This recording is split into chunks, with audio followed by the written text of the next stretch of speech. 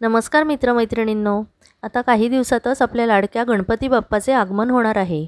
तर बाप्पाच्या नैवेद्यासाठी अगदी पारंपरिक पद्धतीने उकडीचे मोदक कसे करायचे ते आज आपण पाहणार आहोत.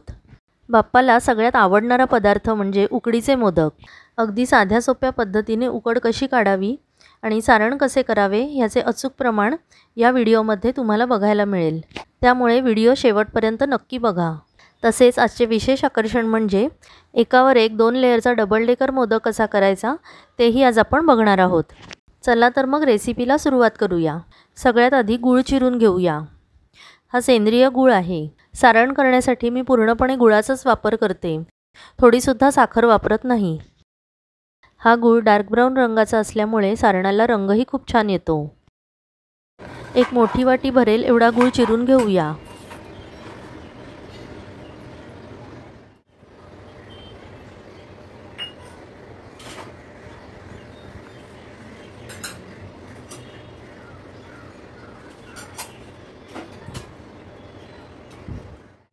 एक मीडियम आकाराचा नारळ खवणून घेतला. गूळ ज्या वाटीच्या मापाने घेतला त्याच वाटीच्या मापाने 2 वाट्या भरून नारळ घेतला.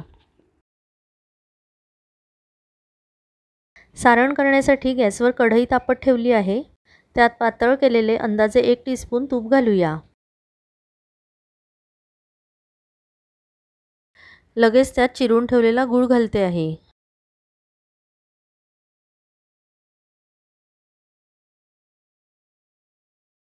गूळ घातल्यावर लगेच उलटण्याने परतून तो थोडा पातळ करून घ्यावा.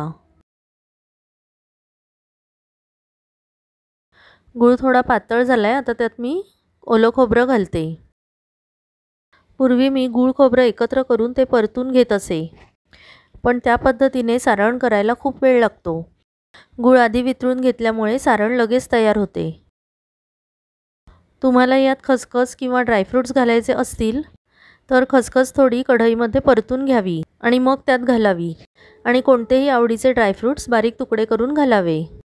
मी फक्त गूळ खोबरं आणि सगळ्यात शेवटी त्यात वेलची घालते.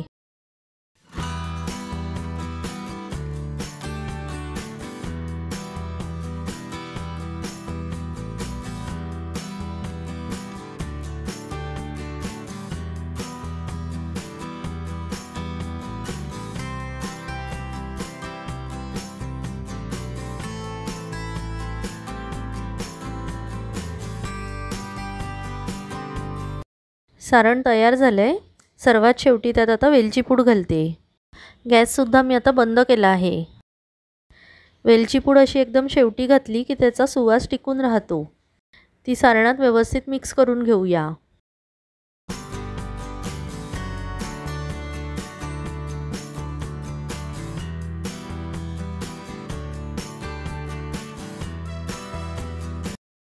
हे असं एवढं घट्ट हवं सारण, म्हणजे जास्त घट्ट नाही पण पाणीसुद्धा राहता कामा नये. चला आता सारण तयार झालं आहे. आपण उकड काढायला घेऊया. उकडीसाठी एका छोट्या आकाराच्या पातेलीत तांदळाचे पीठ घेतले. हे सुगंधी पीठ आहे, म्हणजे इंद्रायणी, आंबेमोहोर किंवा बासमती तांदळाचे पीठ घ्यावे.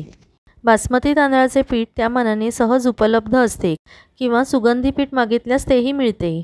तुम्हाला तसे मिळत नसल्यास बासमती, इंद्रायणी किंवा आंबेमोहोर या 3 पैकीच कोणतेही एक तांदूळ आणून स्वच्छ धुवून खडखडीत वाळवावे. मग गिरणीत किंवा घरघंटीवर दळावे. जी पातेली भरून पीठ घेतले तीच पातेली भरून पाणी घ्यावे, म्हणजे पीठ आणि पाण्याचे प्रमाण एकास एक असे घ्यावे.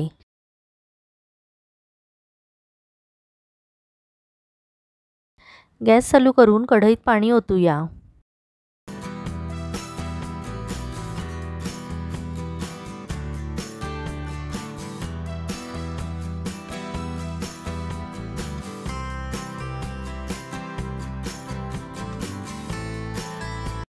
पाण्याला उकळी आली की त्यात थोडंसं मीठ घालायचं.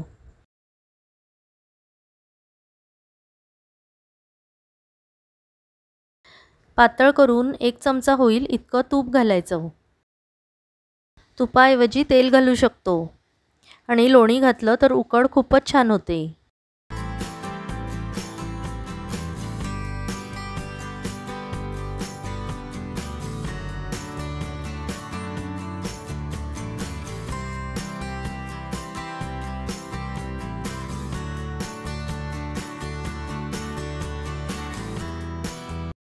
आता त्यात 2 टीस्पून दूध घालूया। दूध घातल्यामुळे उकड छान पांढरी शुभ्र होते।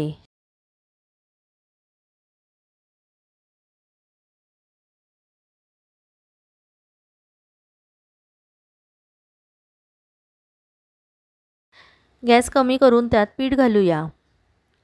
पीठ घालताना एकीकडे चमच्याने ढवळत राहावे, म्हणजे त्यात गुठळ्या होत नाहीत। पीठ पाण्यात पटपट मिक्स करून घ्यावे। आता जरी पीठ जास्त आहे असं वाटलं तरी ते नंतर मळताना बरोबर होतं।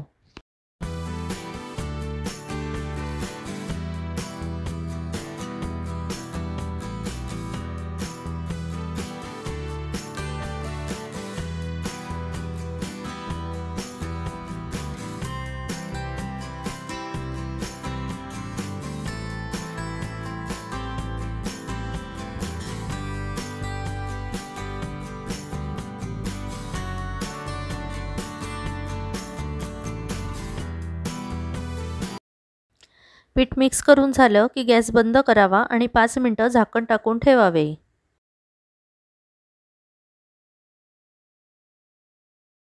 उकड गरम असतानाच मळायला घ्यावी।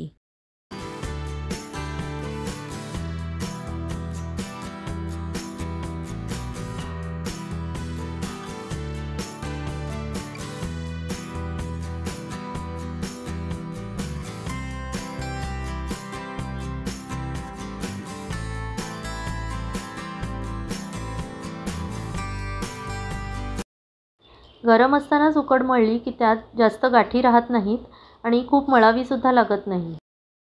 गरम उकड हाताला सहन न झाल्यास वाटी किंवा फुलपात्राचा वापर करावा, पण तसंही मळताना थोडं थोडं पाणी घालावंच लागतं, त्यामुळे पाण्याच्या हाताने जास्त चटका बसत नाही।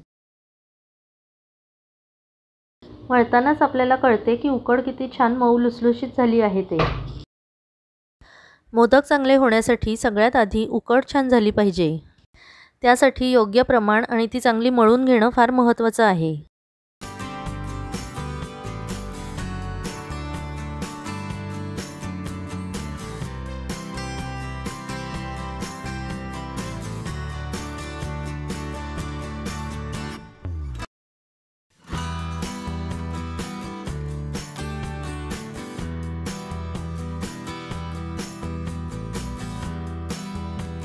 थोडं थोडं पाणी घेऊन उकड चांगली मळून झाली की मग त्याला तेल लावावे आणि अशी मळलेली उकड पुन्हा झाकून ठेवावी।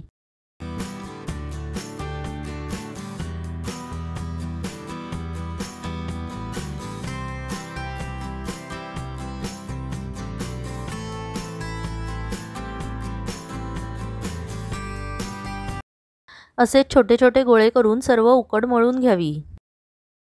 शेवटी परातीला असे पाणी लावून शेवटचा गोळा मळून घ्यावा, म्हणजे परातही स्वच्छ होते।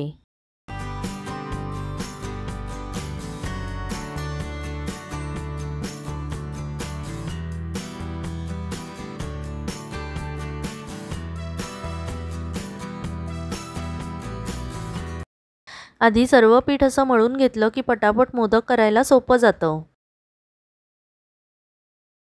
ही पहा उकड कशी सॉफ्ट अगदी लोण्यासारखी झाली आहे।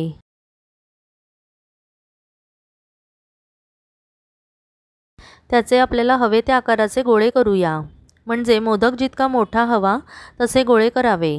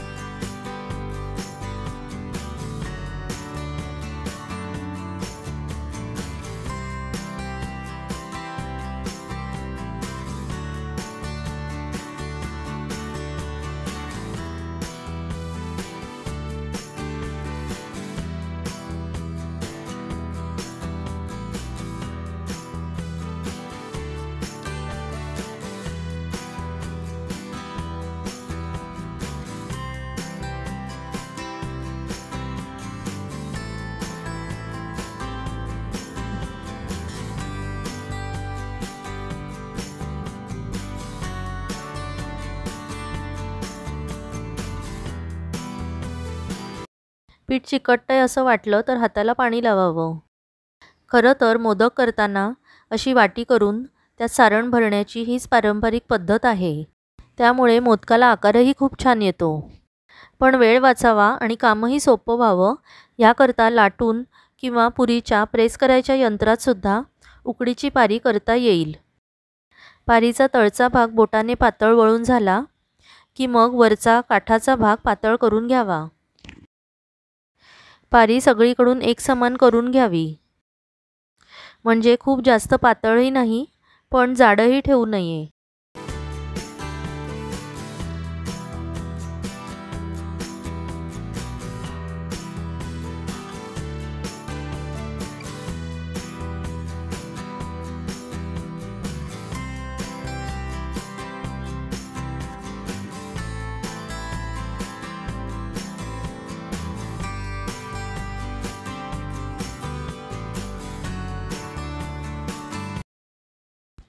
आता त्यात सारण भरते आहे. चांगलं भरपूर सारण भरायचं म्हणजे मोदक छान लागतो. अशा प्रकारे 2 बोटांच्या चिमटीत घेऊन त्याला कळ्या पाडायच्या. या कळ्या थोड्या जवळ केल्या की मोदक सुंदर दिसतो. मी काही ठरवून 11 किंवा 21 अशा कळ्यांचा मोदक करत नाही, पण आज व्हिडिओ करायचा म्हणून हा 11 कळ्यांचा मोदक करते. 11 कळ्यांचा मोदक सहज करता येऊ शकतो, पण 21 कळ्यांचा करायचा असेल तर पारीची साईज थोडी मोठी करावी लागेल. आणि खरं सांगू तर 11 किंवा 21 असे काहीच रिस्ट्रिक्शन नाही. गणपती बाप्पाला आपण हे किती मनोभावे अर्पण करत आहोत या भावना आपल्या फार महत्त्वाच्या आहेत. त्यामुळे आपण कितीही कळ्यांचा मोदक करू शकतो.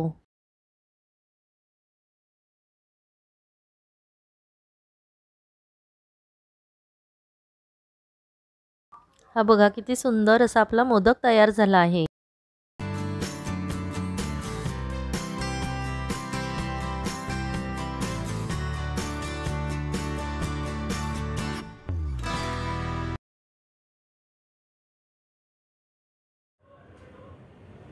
तयार झाला की ताटात ठेवताना त्याचा तळ पाण्यात बुडवून ठेवावा, म्हणजे ताटाला चिकटणार नाही. आता अजून एक असाच मोदक करून दाखवते.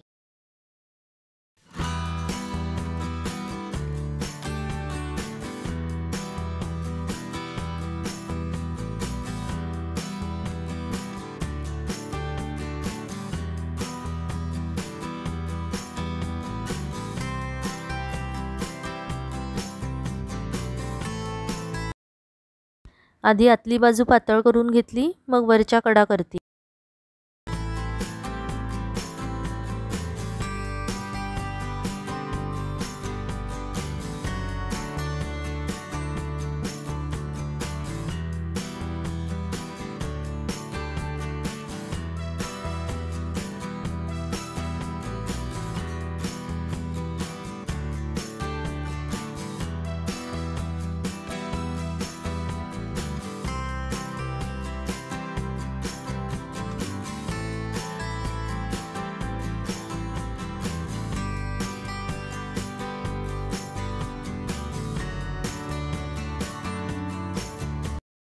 ही पहा कशी छान एकसारखी पारी झाली आहे. आता हा मोदक करताना आधी आपण मोदकाच्या कळ्या करूया, मग त्यात सारण भरू.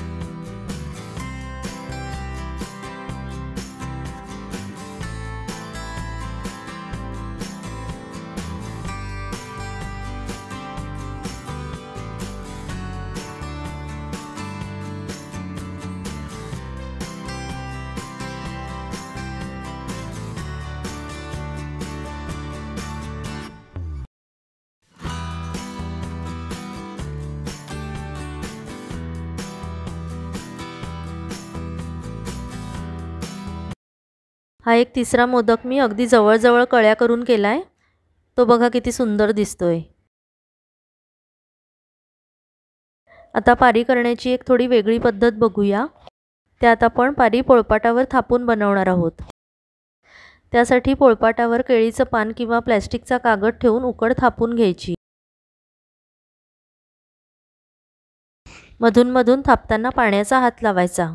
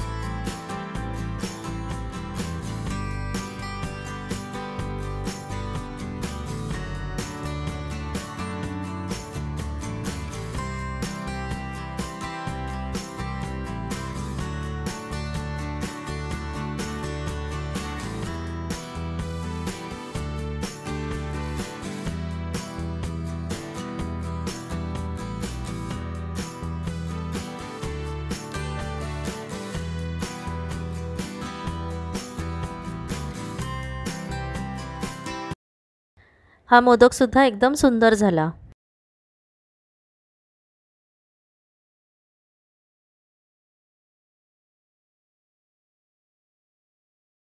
ही एक पारी आता मी करंजीसाठी करतेय।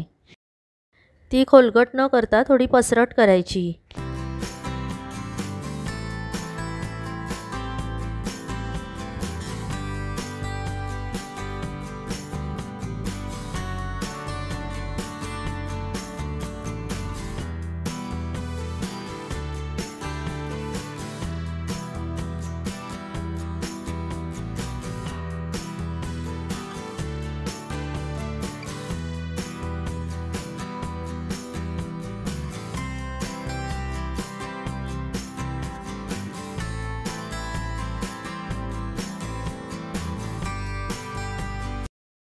सारण भरून त्याचं तोंड नीट बंद करायचं।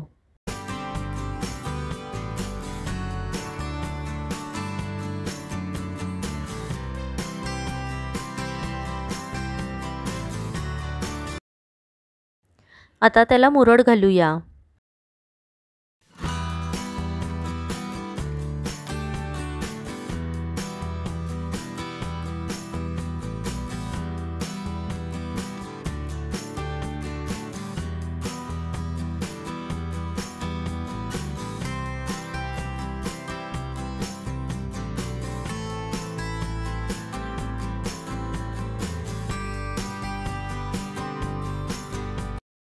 ही पहा अशी छान मुरड घातली गेली आहे।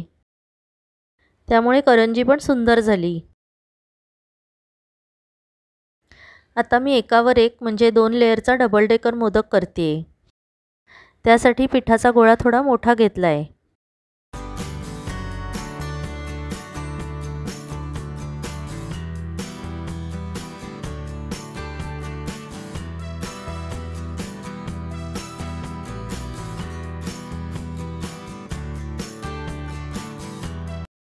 नेहमीसारखीच वाटी करून घेतली।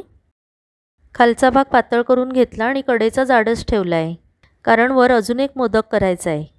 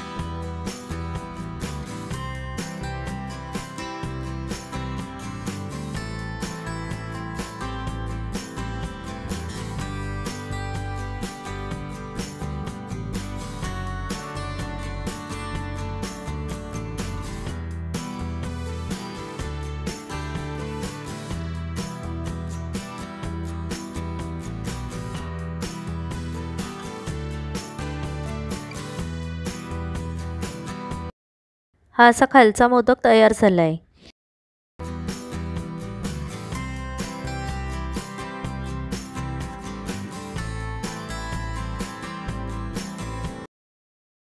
आता ही मी वर उरलेल्या पिठाची पारी करते।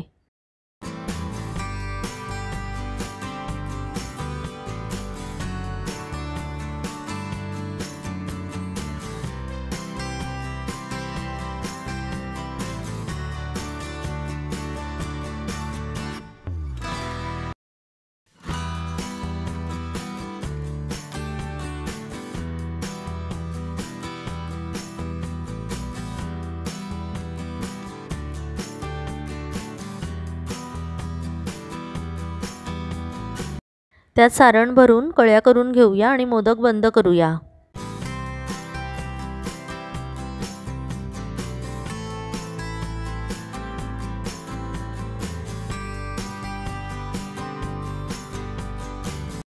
हे काम अगदी नाजूक आणि कलाकुसरीचे आहे, त्यामुळे अगदी हलक्या हाताने आणि सावकाश करावे।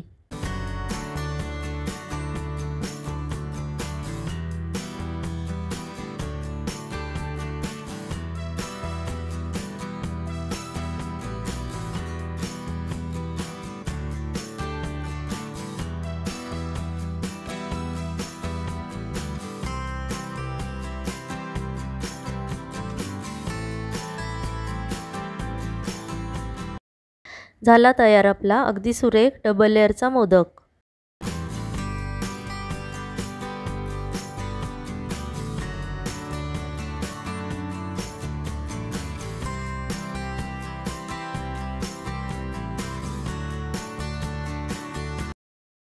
माझ्याकडे वेगळे मोदक पात्र नसल्याने मी इडली पात्रातच मोदक शिजवणार आहे। इडली पात्राचे सर्वात खालचा आणि सर्वात वरचा असे 2 स्टँड मी घेते। मधलं स्टँड काढून टाकायचं। खाली जास्त पाणी ठेवून दोन्ही स्टँडवर केळीचं पान किंवा असं स्वच्छ पांढरं ओलं सुती कापड पसरावं आणि त्यावर मोदक ठेवावे। थोडे मोदक खालच्या स्टँडवर आणि थोडे वरच्या स्टँडवर ठेवले। डबल डेकर आणि उरलेले काही मोदक मी या चाळणीमध्ये ठेवून कुकरमध्ये नंतर शिजवणार आहे।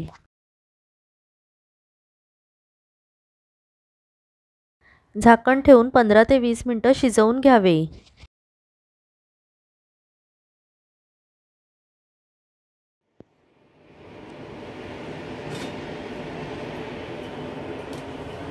वीस मिनिटांनंतर मोदक पहा किती छान शिजले आहेत।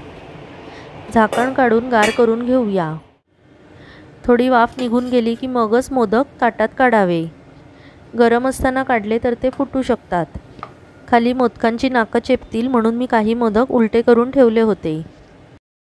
हा मी 11 मोदकांचा बाप्पाला नैवेद्य दाखवला। एका नारळाचे एकूण 14 मोदक आणि 1 करंजी झाले। त्यामुळे मी देवाला 11 मोदकांचा नैवेद्य ठेवला आहे। 21 मोदकांच्या नैवेद्यासाठी 2 नारळांचे मोदक करावे। आता हे मोदक त्यावर तूप घालून फस्त करायला रेडी आहेत। या गणेश चतुर्थीला बाप्पासाठी तुम्हीही मोदक करणार ना मग? चला तर मग पटकन आजच्या रेसिपीला लाईक करा, शेअर करा आणि चॅनलला सबस्क्राईबही करा। चॅनलशी कनेक्टेड राहा आणि वेगवेगळे व्हिडिओ बघत राहा। तुम्हा सर्वांना गणेश चतुर्थीच्या खूप खूप शुभेच्छा।